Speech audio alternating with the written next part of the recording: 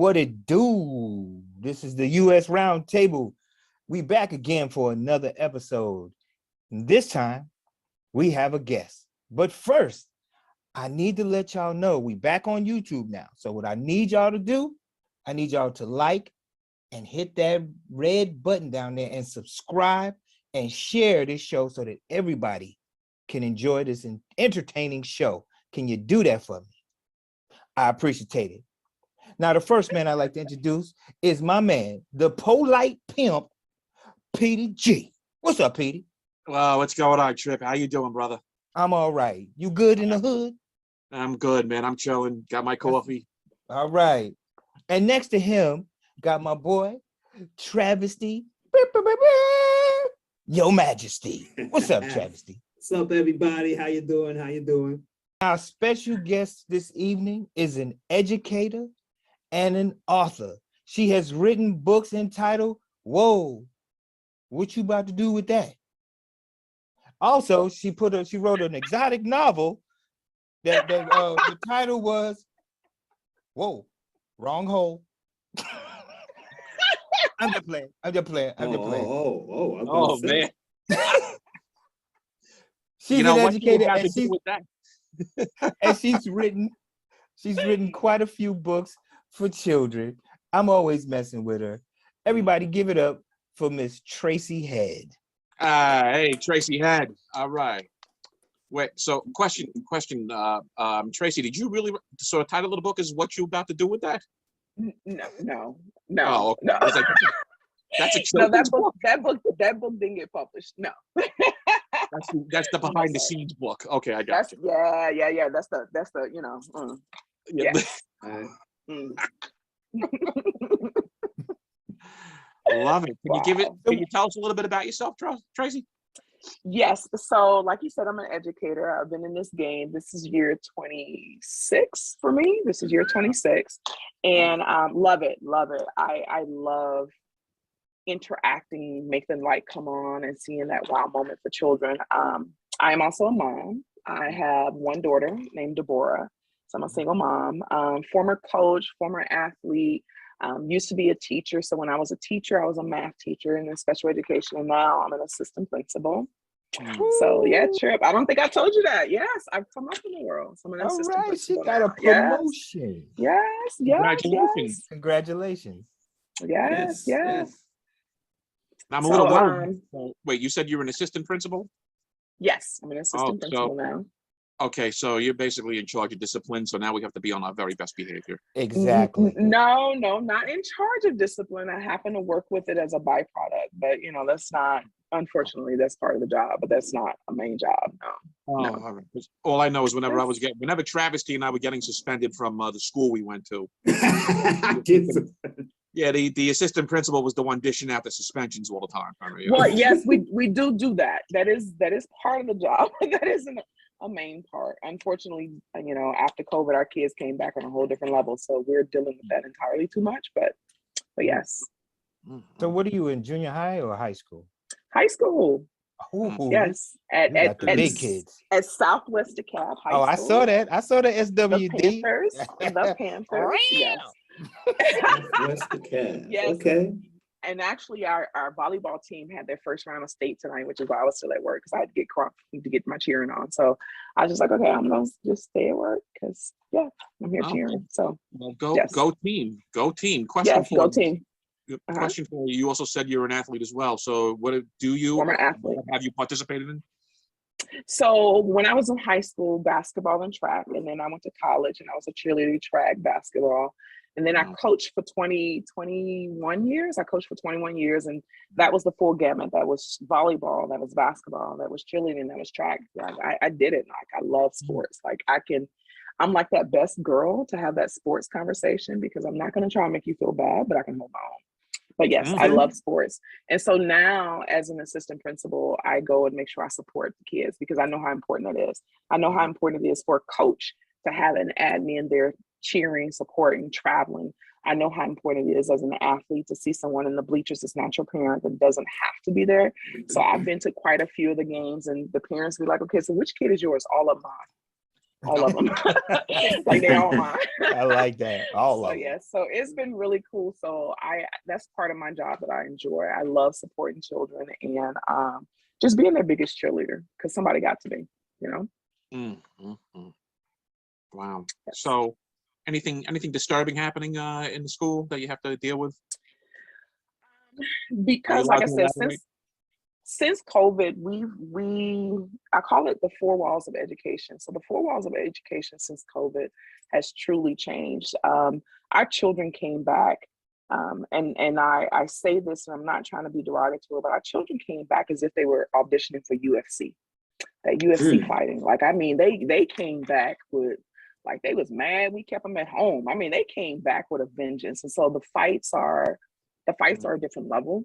The animosity, the anger, the disrespect is on a whole different level. And so that's different. And so, and I can clearly say it's been since COVID, when the kids came back from COVID, because prior to that, we had our skirmishes, we had our issues, but not at the level that we're dealing with right now. And unfortunately, we also are dealing with some issues with parents.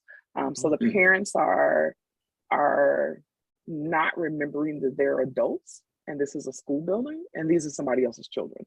So unfortunately, we're dealing with a lot of that. And that's been since COVID. Yes. That's unfortunate. Yes, I gotta hand it to you. I gotta hand it to you, educators. I could not be a teacher, not with the kids the way they are today. And you see these videos on social media where they fighting the teacher. I'd be in prison because I will not hesitate to choke a kid. You know, you disrespect me, and be like, well, it is. Today's my last day. It's difficult. It really is difficult because people want to make sure we always remember that we're an educator, but we're dealing with children who are not remembering their children. Exactly. And so it becomes very difficult to walk that fine line and to remember that this is someone's child.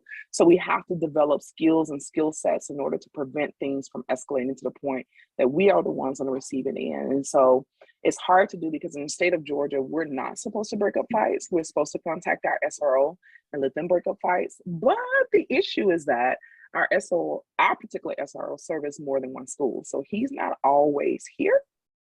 And so we can't say, hey, y'all, pause for a minute. Let's call the SRO. Like, they're going for broke. And if you don't make an attempt to separate them, then we look bad. Like, where was the educator? Where was the adult? But if we separate them and something happens, then we are being sued because we touched, we did, you know, it's a fine line. And so we have to work a constant judgment of trying to prevent it. But if it happens, we have to always make that decision call. Like, am I going to break it up and how am I going to break it up? And how can I safely break it up for both the children and myself? So that instant decision. And so because I'm a mom first, because I'm an educator second, I'm always thinking about that this is someone's child, regardless of the decision that they're making. This is someone's child. So let's see if we can prevent further hurt. And so I'm quick to try and get in between or try. And I don't always think about that first. I was like, oh, that really wasn't a good decision.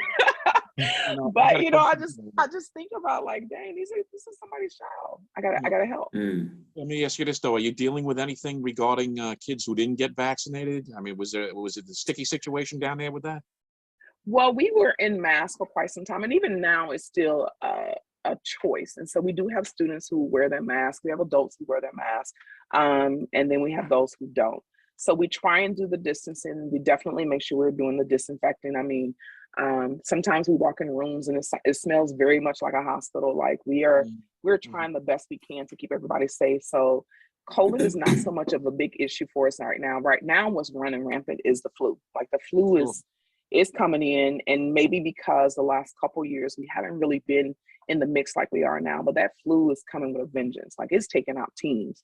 The band a couple of weeks ago did a performance, and after that performance, 40 of them was out. Like it was done. Like the flu is killing us right now. It really is. Yeah, I just saw a report about that on ABC News where it says Texas, Georgia, DC, and some other North Carolina. Flu is rampant, and I'm just like, yeah, because and the fact that a lot of people stop wearing their mask. You know, when I'm out in public, I wear it. When I'm at work, I stay in my office. So, you know, I caught COVID in August, and I caught it from a church member. And yeah, good thing I was suited and boosted. So I am very thankful. I have never had COVID, and so I'm very thankful for that. Thank you. Well, Yes. Travis has a question, don't you, Travis? Well, actually, I did. Your, He's just sitting over there, she was telling the story. But you said you have a son, a daughter? It's a son? Daughter. Daughter. Is she in Travis is not listening. the school that you're the principal of? Well, actually, she's now 22. And Oh, so when she's out she of was in school. high Okay. school, I was a teacher at her school. That was the last school I taught at. When she graduated, I left teaching. So yes, my youngest is 22. Okay. I was just wondering if she was a student of the school that you're principal of or vice principal, It would be a little tough. It would be a little tough. Yeah. I agree. Yeah. Well, I just want to tip my hat to you for real, because both of my parents are retired teachers, but I know what you went through. Because I used to see my parents literally preparing plans up all night, getting ready for the next day. And on top of that, my father, who was a high school teacher, he used to deal with a lot of stress in that. And then he would come home, and if we mouthed off, that's where he would probably, he would haul off the stress there. But sorry, Pop. But anyway, let me just tip my hat to you on that, because being a teacher, being an educator is just so difficult. And the fact that you've done that all those years, I tip my hat to you for real. Thank you. Thank you. Totally. Well, before I haul off into talking about your books, do y'all have active shooter training at your school? So we have done our lockdown drills. There are schools in the area, the metro area, that have done the active shooter drills. We haven't done the actual active shooter drill where they come in and do that type of thing. We do our lockdowns. We have had it as if there was an intruder in the building and what would we do, but not with them coming in with guns. No, we haven't done that. Okay. Are you for or against teachers having guns? Oh, against. Ooh. Yeah. Oh, against that.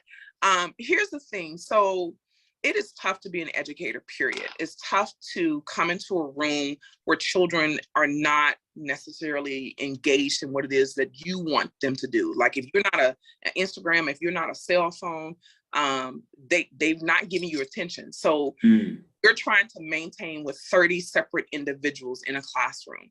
And now you also be packing and remember when to use it, how to use it, how to keep it.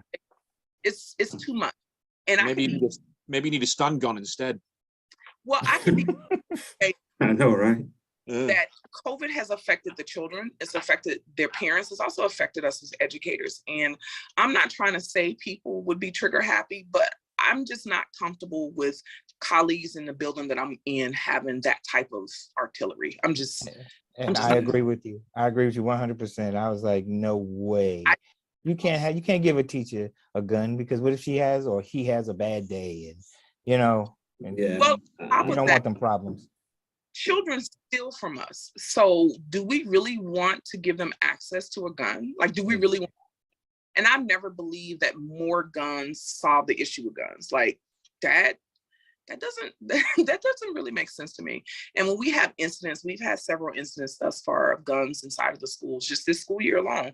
And so if we're going to have an issue and put a kid out of school for having a gun, but we're going to house guns in the school, like that just doesn't really make sense to me. So no, I personally would not have one in the school, and I wouldn't be comfortable being in a school with cops. Me personally, no. So, you know what? To fast forward a little bit, Trip, I'm going to jump on what you were discussing regarding the book. So, did you write these books during the whole COVID situation? Is that when you started with the books?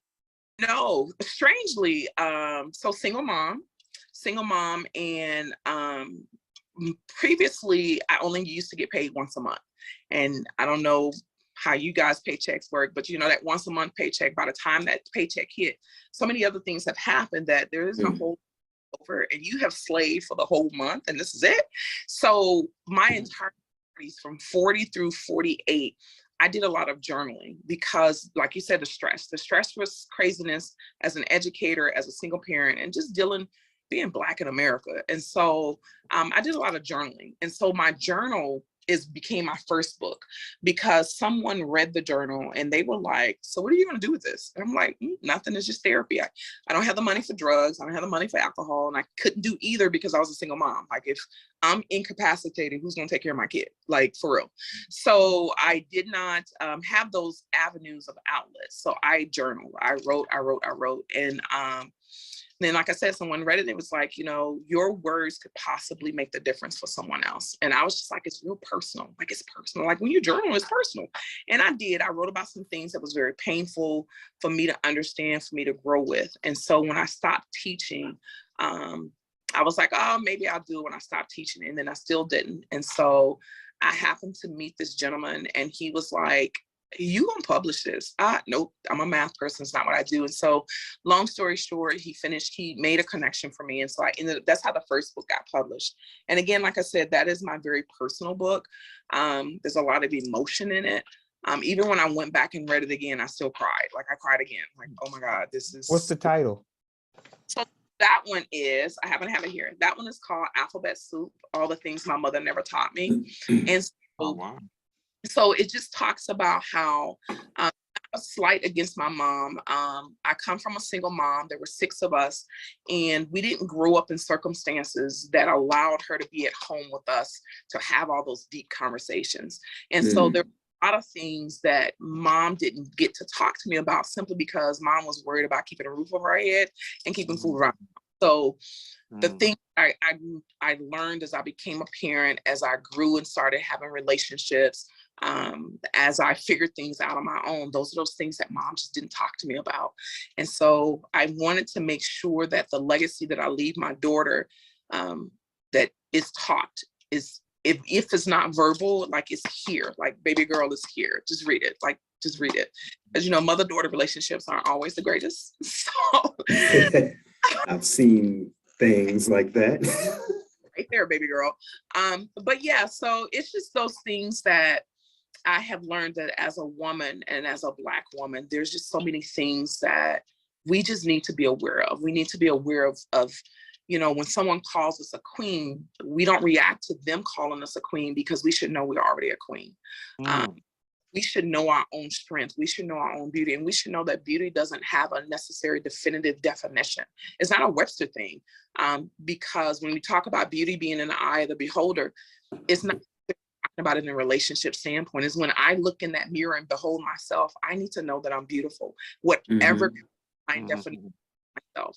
And so I really wanted to make sure that the young ladies that I interact with, as well as the young men, that they know within themselves who they are. Where were you when you were growing up? Were you the middle child, the oldest? So my mom had 6 children, and I was number 5 of her 6, but 9 of us, and I'm the youngest girl, and I'm also, within the group, I am number 8. So my oldest brother has since passed on, but yeah. So I fall down, and thank you. Like, it's been 8 years and I still have my challenges. And that's what the 2 children's books. So that's a dedication to him. But yeah, so I'm down the list, very much down the list. But yes, that's that.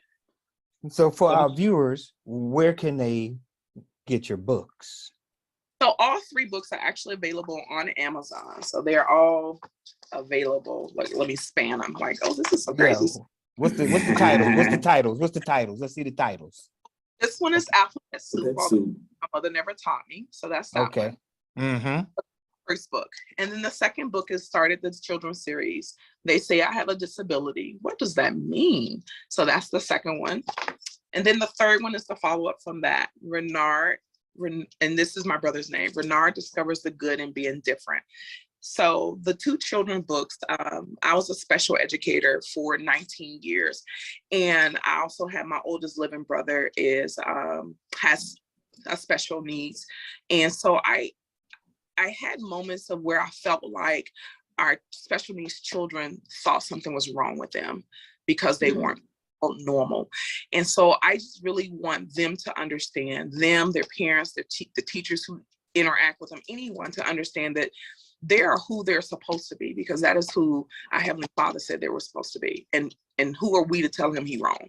Like, you can't do that. And so I wrote this one dedicated to my brother Renard, who is also an educator, and then my brother Paris, who also has a disability. And I just really wanted to tell the story of a child that has a disability, but it's not a bad thing. And so that's what this series is. And so it follows him as he transitions through various levels of maturity. And then what could happen in a perfect situation. Like, if you're going to write it, if you're going to paint it, if you're going to make the movie, why can't you make it to what you want it to be, you know, in a perfect world? So that's what the book comes from. But yes, my brother Renard was an educator, and he and I taught together, we coached together. And so this is how I keep him alive, by writing the books with him as the main. Yeah. Beautiful, beautiful. That's wonderful. That's a feel-good story right there. That's great. Yeah. Well, guess what, fellas and lady? What's that? I've received my first Dear Uncle Trip letter. Oh, okay. Well, ask Uncle Trip. It ain't Dear Uncle Trip, but that's how they titled the letter. Before I read it, Tracy, yes, I am Uncle Trip, and I give advice to our listeners. They write in with their problems, their issues, anything they want to, you know what I'm saying? They need my advice, and I give them my worldly advice. Okay. All right. Well, let's hear this. All right. Okay. Dear Uncle Trip, there's a couple I've been friends with for over 15 years, and they had their first child 4 years ago, a son. He's a sweet little boy, but he terrorizes them. He kicks and screams very loudly when he doesn't get his way, and they won't discipline him. I don't like going over to their house anymore because he's always screaming and crying about something. It's truly embarrassing, and it's really putting a strain on our friendship. I'm a firm believer in spare the rod, spoil the child, but they won't grab that rod. What should I say or do? I feel bad for them because their house is being ran by a toddler. Signed, Concerned Friend from Decatur, Georgia. Wow, Decatur. Well, the problem right there is Decatur. Well, Concerned Friend, here's my advice. Send them to me. I got 3 belts. I am a ninja when it comes to beating kids. I'm going to start a business. 1-800-WHOOP-'em. I'm a firm believer in if you cut up, I'm a cut up worse. I was raised on whoopings, and look how I turned out. but seriously, I wouldn't say too much because that's their household. You know, that's their child. That's not your child. Now, if this is happening at your house, then it's your rules. You know what I'm saying? Then you speak up and say, hey, you know, he can't do that.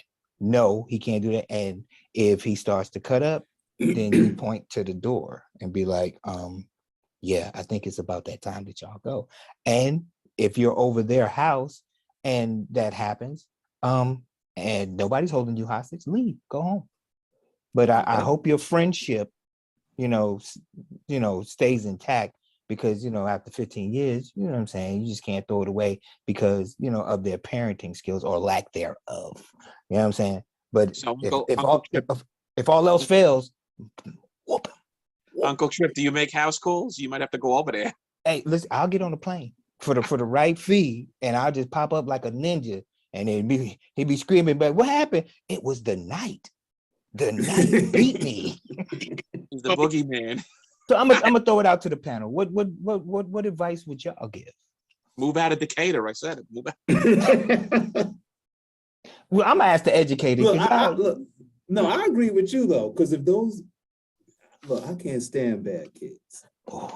I mean bad kids that make you want to just, you know what I'm saying? So if they're in your house, they're friends or whatever of yours, but they bringing them kids to my house and they're acting like that, and the parents are not doing anything to shut them up or slow them down or whatever the case may be, yes, I'm going to have to say something, you know, and like I said, if they're that unruly, y'all got to go with these kids and come back without them or do something, you know what I'm saying? But I think if you really, some kids are spoiled like that around their parents, but when someone else, another adult, gives them that, then they're like, you know what I'm saying? And they might shut up at least for a little while they're in your house.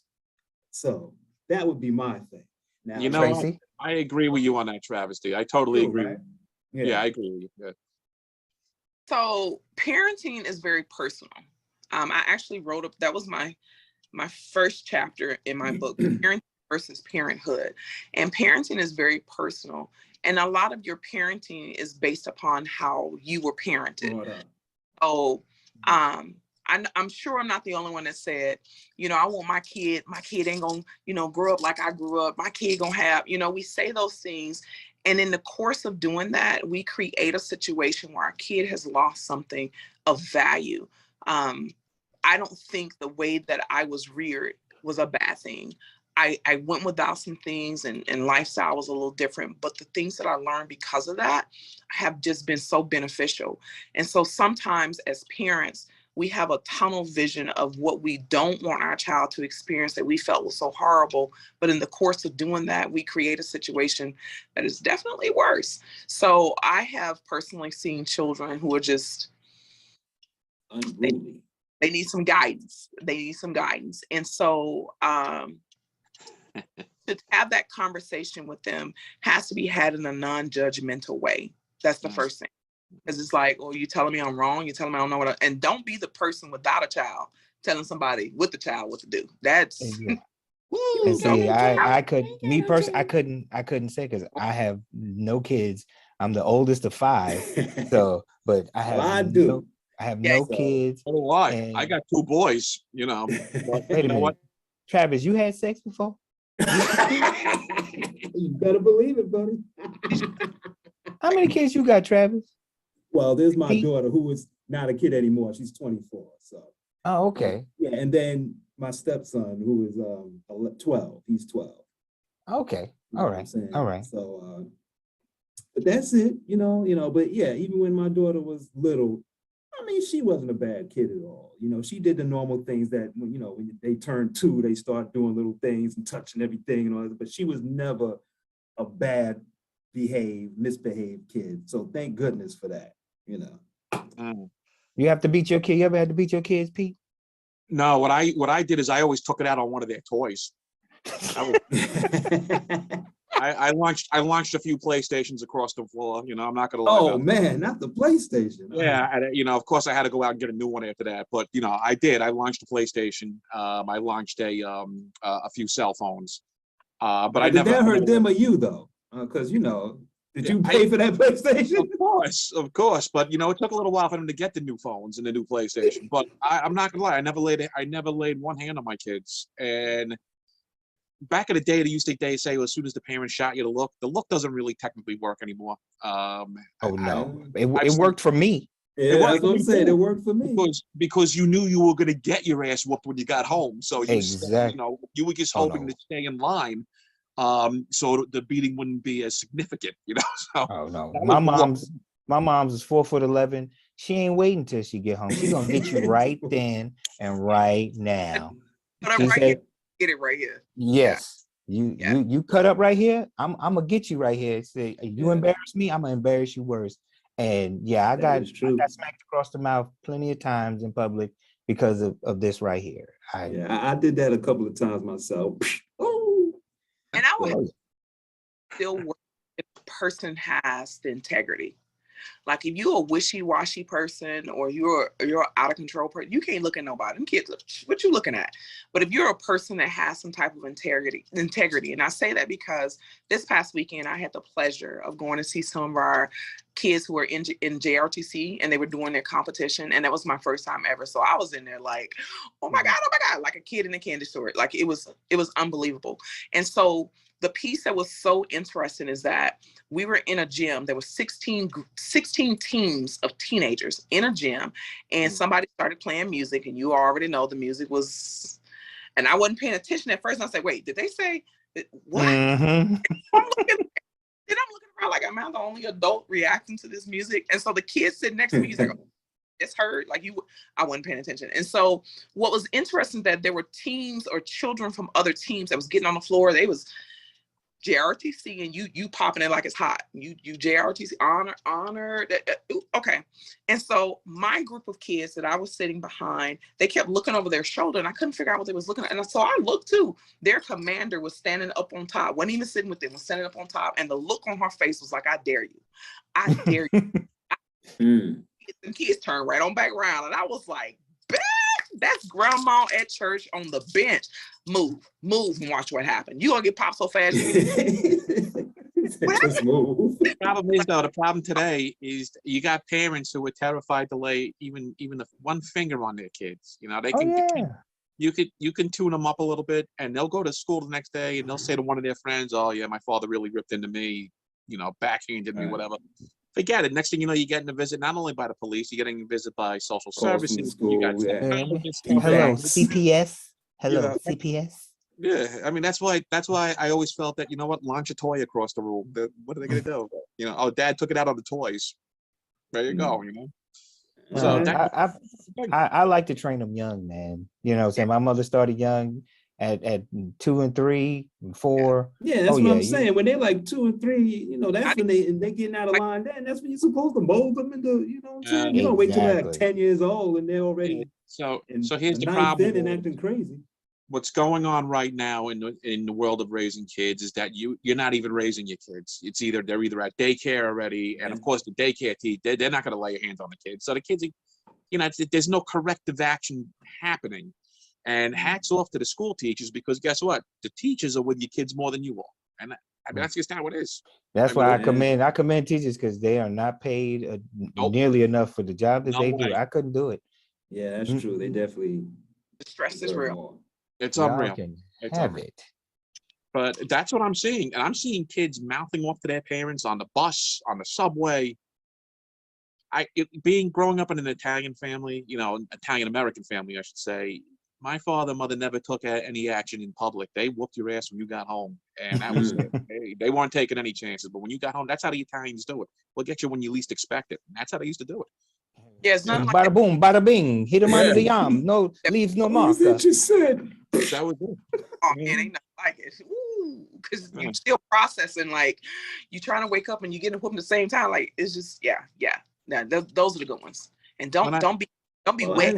I'm glad I haven't had a lot of whoopings. Just a few. I led the league because I wasn't a bad kid, if you believe it or not. You know, sometimes I did little things. You know, but I wasn't that I wasn't that bad. I really wasn't. But understand what we would consider bad growing up. Like I was sassy. I had a sassy mouth. So my mom was all about that sassy mouth. Now, sassy mouth doesn't even. What? You had a what? Kids be like, you're a punk. That ain't nothing.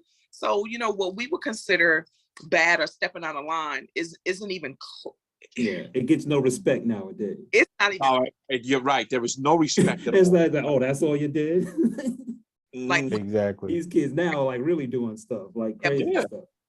I mean, I heard a kid yesterday tell his mother to shut up on the train. I was like, I was done. Oh no. And she did nothing. She did nothing.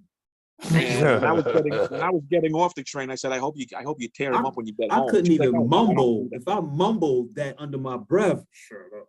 Well, yeah, that would have been it. Actually, I did do something like that one time when I was real little. I didn't think my mother heard me, but she did. I don't know how she heard me. But I didn't say shut up. Moms hear everything. Yeah, I just said something real quiet when she yelled at me one time, and next thing I know, the hand just went, and I didn't even know how she heard me. I was like, she heard that? You couldn't that was the last time. That was the last time I took it. I was only 8. I remember. After that, I never got hit or anything like that again. That was it. The cry got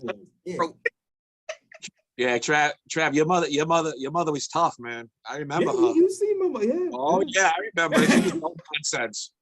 Yeah, no nonsense. My mother, she didn't play. What she did was she pretty much instilled. She just put enough fear in my heart and my brothers and sisters that you know what I'm saying, that she ain't gonna kill us, but we know that she can. And she was an itty bitty. I mean, when I tell you 4'11", and by the time I was 12, we were eye to eye. 13, I could eat off the top of her head. And till this day, I am 52 years old. I still won't talk back to my mother because she got that little bit of fear. Yeah. She got that little bit of fear at 52 that scares the crap out of me. And I'm like, yes, ma'am. That's the way it's supposed to be. That's You're right. supposed to be mean to your mom. Supposed to get that uppercut. You get the boomerang shoe. We've talked about this. The moms can throw a shoe anywhere and it gets you. You could be around the corner that you get. I used to get hit by all types of things. Anything that was around, I would get hit by it if it was close enough. The rolled up Good Housekeeping book. I got hit by a brush one time, an Avon brush, a pink Avon brush. And that was a hard brush. If I tell you what my mother beat me with. I remember she. Well, my mother instinctive was I was washing dishes, and again, sass. And my mom was standing next to me, and we had this long knife that had a wooden handle. My mom picked it up by the blade and took the wood and popped me in my cheek. And it happened. Like, I swear she had some ninja skills. Like, that thing came up out the sink and pow. And I was like, like you just so shocked. You can't even say nothing. You just keep watching. It happened too fast, right? Oh my God. So yeah, you are absolutely correct. Whatever is in their hand, it's you getting hit with it. It's launching. Right. That's right. Yeah. I got beat with a Hot Wheel track.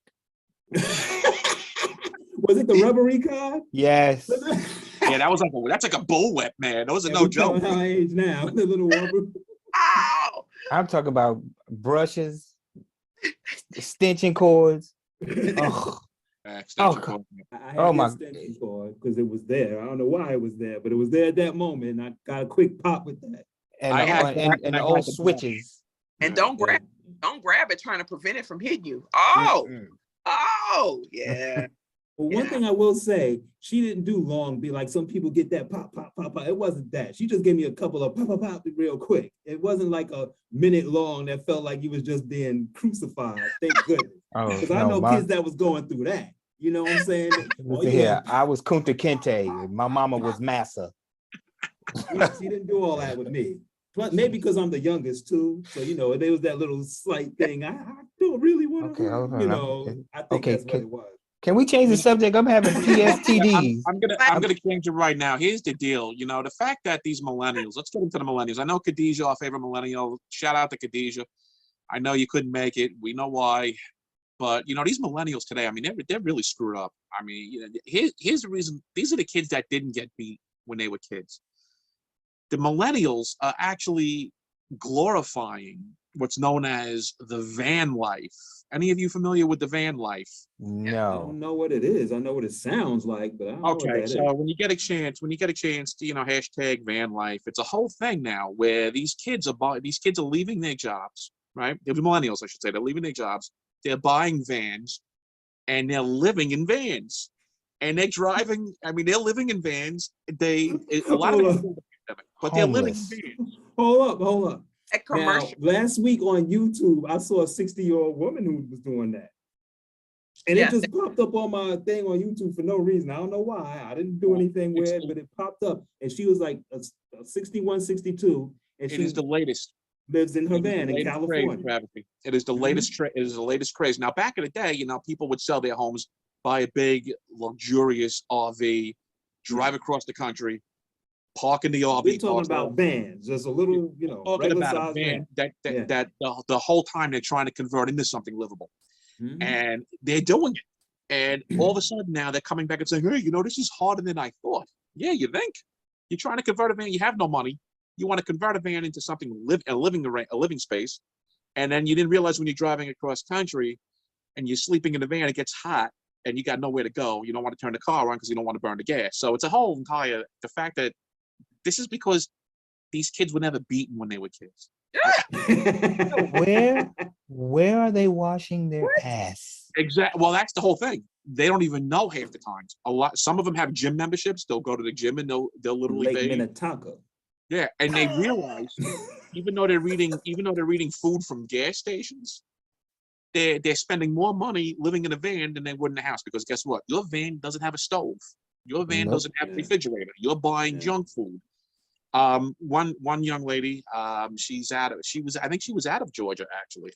She did it, and her health deteriorated rapidly because she was eating junk food. You know, so it's, I don't know what you think that now. The fact that these kids have no sense, these millennials have no sense. If I posed that to my parents, I think my father would probably still try to hit me today. You know, if I said, "Hey, I'm going to go live in a van," smack. That's the whole thing. So I think that's what it is on that. I mean, the van life. Go check pound hashtag van life. Let me know what you all think of. I think one of the things of it is that they're of an age group where the internet and social media have told them that they can just try everything. They don't have to commit themselves to nothing. They want to try this. And so they won't have what's called a resume, because you did this job for 2 months, you did that job for 1 month. You did, oh, I don't like that job, so I'm gonna go do something else. No benefits, insurance. Like, can you get some eyeglasses?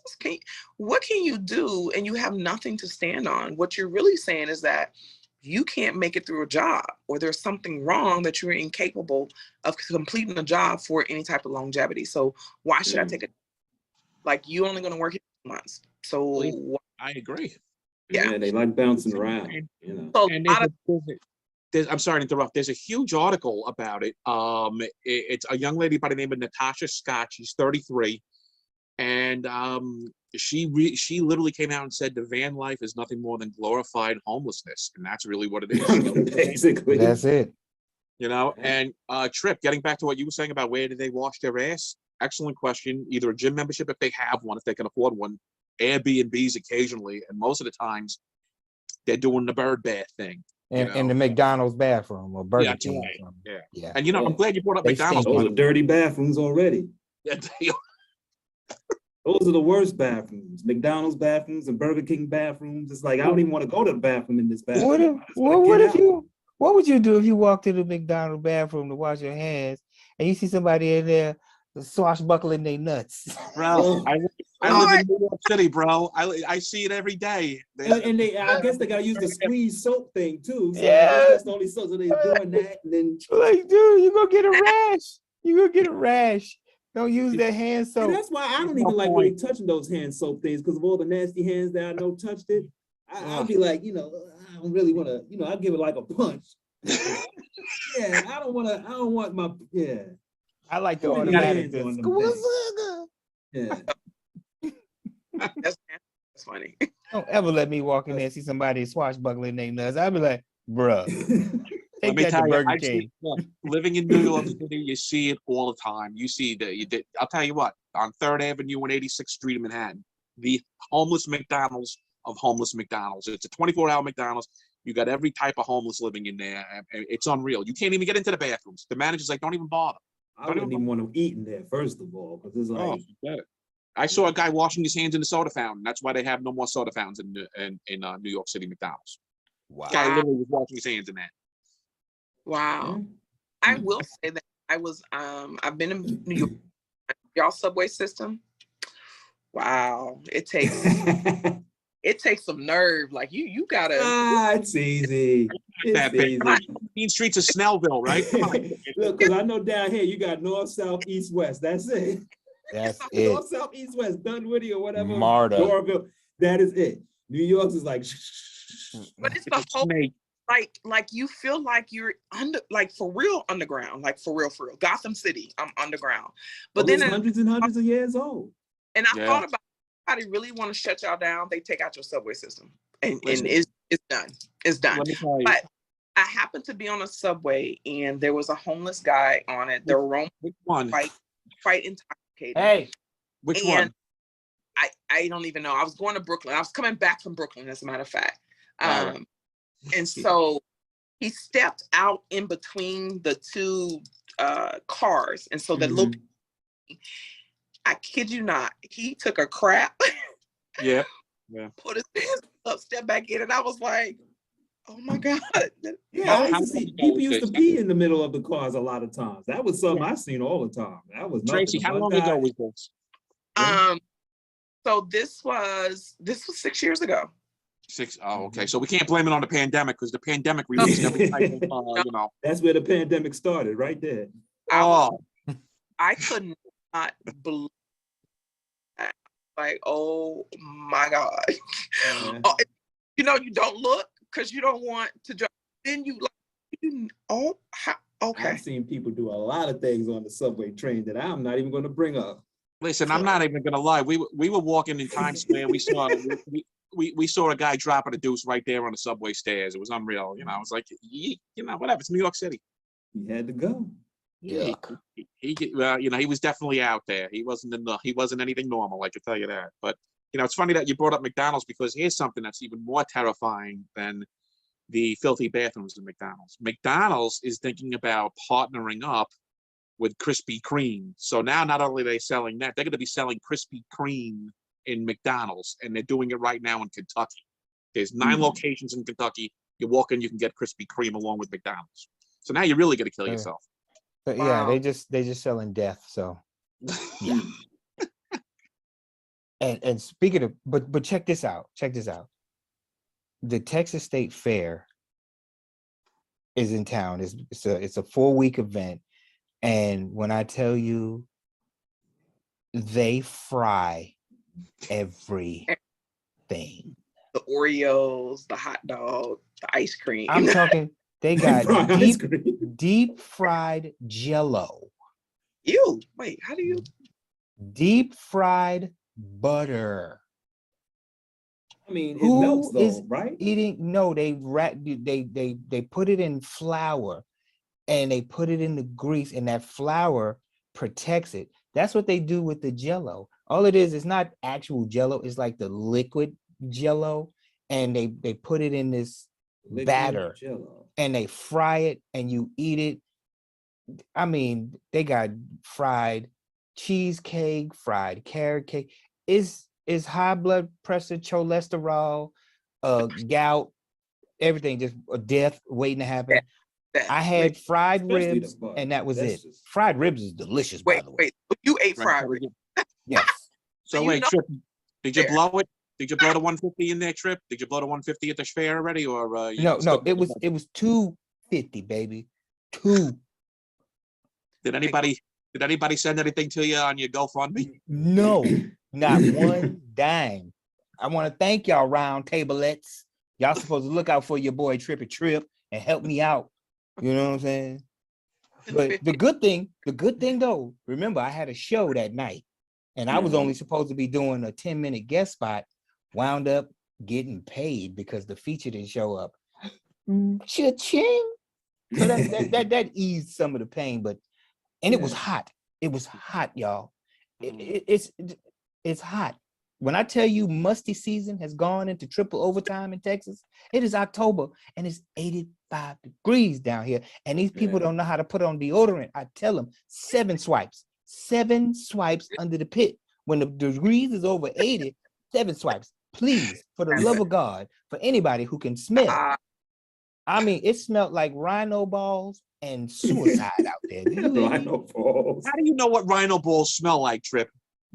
Hey, if you smelled what I smelled, that's what it would have to be, right? Something like that. It's got to be a rhino. Oh my God! It was horrible. I'm just like, get me out of here.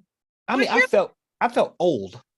How did you spend $250 at a fair and you don't have children? Like, how did that happen? I'm curious. I'm about to break it down to you. So they give you tickets, right? The past 3 years that I went, each ticket was 50 cents. Not this year. Each ticket is $1. Now it costs you. Cheap, hold on. It costs you $40 to get in, and that's at a discounted price. So that's 40, right? So when you go in, you got to buy tickets because everything from rides, food costs tickets. They take tickets. So I usually buy 100, but this year I was like, let me get 150 because you know what I'm saying. I want to try some of the food or whatever and whatnot, so forth. So the tickets go for the food too. Yeah. Okay.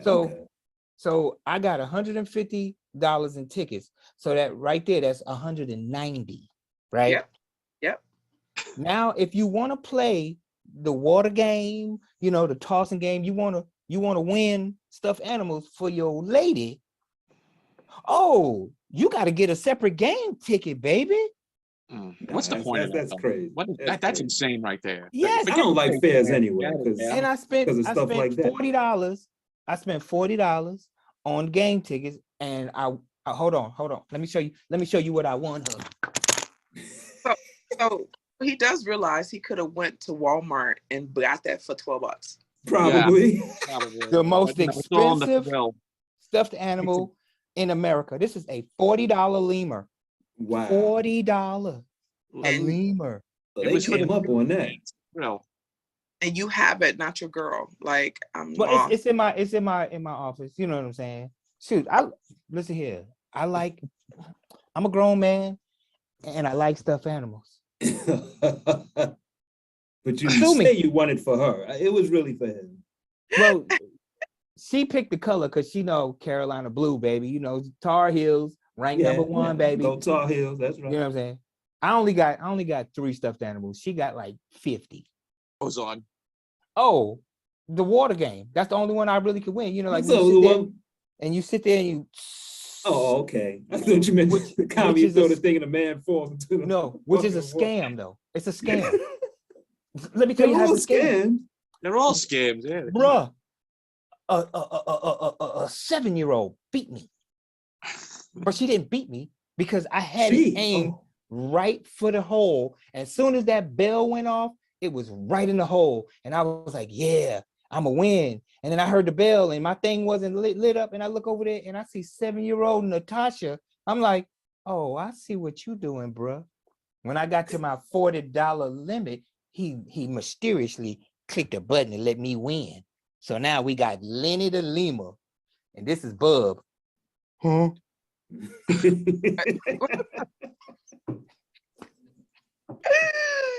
I can't with you. Like, what? Huh? I think Bub's definitely seen some better days, Trip. I gotta be honest with you. And you lucky I can't find Jeezy Bear. That's my first buddy right there. You know what I'm saying? That's the gangster bear. Hold up. I know we got to sign off in a minute. Hold on. Okay. He's gonna go find that bear. Wow. That just brought him so much joy. This is Jeezy Bear right here. He had COVID, so I make him wear a mask. Yeah. The bear can't see nothing. Oh, you know what I'm saying? This is Jeezy right here, boy. And see when he put on his hood, he a gangster bear. He been there. What? Oh, take your mask down, boy. So future, you can go to Build-A-Bear and build you whatever kind of bear you want, just so you know, and it's cheaper than $200. Oh well, I told my wife to take a picture because she won't see me at the fair ever again. Oh, okay. Well, and the tiger and the bear were birthday gifts. Okay. All right, y'all. Y'all done had y'all TV time. Y'all going back. All right. Now they're gonna pick at me because I like stuffed animals. Well, as long as you're not beating the stuffed animals, you'll be all right. Yeah. If you're a compassionate person, that means. I don't know. I just like stuffed animals, yo. I do too. You know what? Apparently what the latest thing is now regarding training pets is that you get a stuffed animal that looks like the pet, and if your actual pet does something wrong, you beat the hell out of the stuffed animal to show the pet. You know, and I saw that on TikTok. It seems to be working. People are doing it. I saw it today when I was literally walking down 96th Street. The dog and the woman had another dog, and she said bad dog, and started beating the stuffed dog. It was unreal. I don't know what the dog did to get out of line, but she beat it. It's the latest craze. Go figure. Yeah, I think people are losing their minds. Yes. So you get a doll that looks like your husband, and instead of hitting your husband, you hit the doll. Like, well, you can do that too if you're talking about husbands. I'm talking about actual pets, but if you feel husbands are pets, I understand. How does that translate? Like, how does that work? Okay. People are losing their minds. That's it. There's no other explanation. And they have nothing their time or their money than to do. And of course, TikTok, you're trying to create the latest, greatest, because I guess TikTok Shark Tank. But anyway, moving on. Yeah. Are we at that witching hour, PDG? Yes, we are. We are at Oh the yes, yes. Yes, we are. And I just want to thank Traci Head for coming on. And Traci, we will put your links up on our website, usroundtable.com, and we will make sure to try to steer as much as we can your way, and so on and so forth. Absolutely. Thank you so much for coming on. Really appreciate it. And how can people reach you if they're interested? On you got any social media? Yeah, so my Facebook is just my name, Traci Head, Head. And so actually the picture that's on that one, because I was like, what picture's on your Facebook? So the picture of my Facebook is actually that one. Okay. Yeah, that's when I graduated with my third degree. That's that picture. But then of course, I also just give out my number, because I've had people reach out for me to come and do book talks. So I actually give out my number. So I'm just going to give it out. It is what it is. So it is 770-363-0113. Now, I will be real and say I do have that app that if it's not saved, my phone won't ring. So you might want to make sure you leave me a message. Texting is always good as well. We can't be held responsible for any heavy breathing, by the way. Just want to let you know that. I'm going to leave that alone. But anyway. But yeah, so Traci That's for another time. Facebook. And then also, like I said, the books are at Amazon. I actually have a website for my books, but it's kind of hard to actually say the website. Now I have a business card in front of me. Ooh. That's all right. Just email it over to us. You got my email. Email it to me. I'll make sure it gets up there.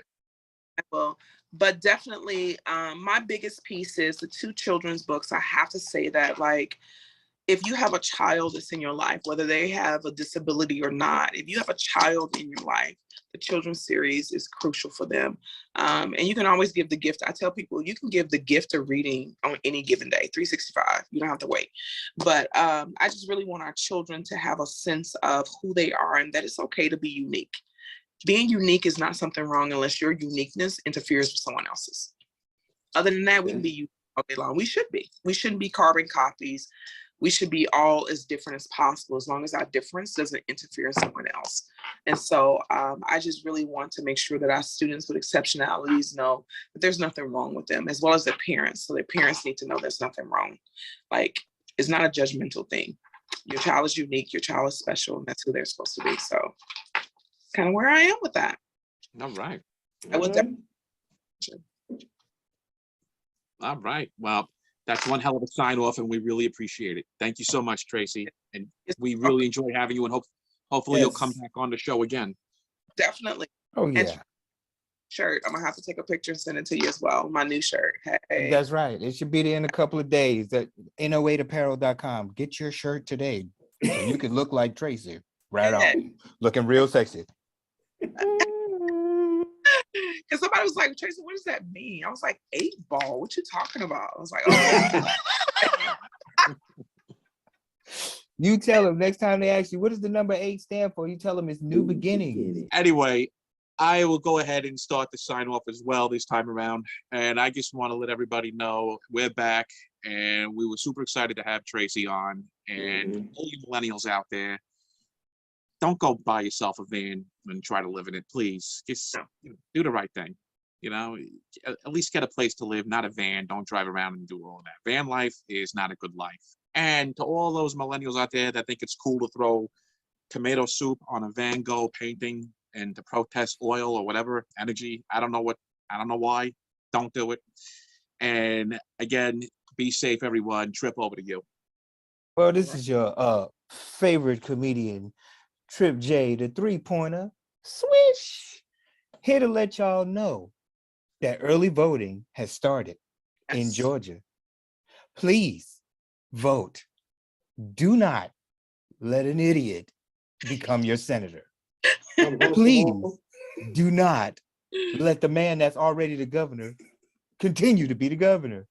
Please, for the sake of it, if you care about women's rights, vote. Please, I'm gonna say that till election day is over. Other than that, I enjoy having you, Traci, as always. You know what I'm saying? We Sagittarians got to stick together, and that's why, you know what I'm saying, we're gonna be friends forever. And if y'all want to keep up with me, y'all can find me at Trip J Comedy on Facebook, Instagram, and I'm about to change my name on TikTok to Trip J Comedy 1. I ain't got no TikToks up because I don't know how to tick or talk yet, but I'm learning. Over to you, Travis. All right. You'll catch me on Instagram at Travesty Your Majesty. That is it. We out.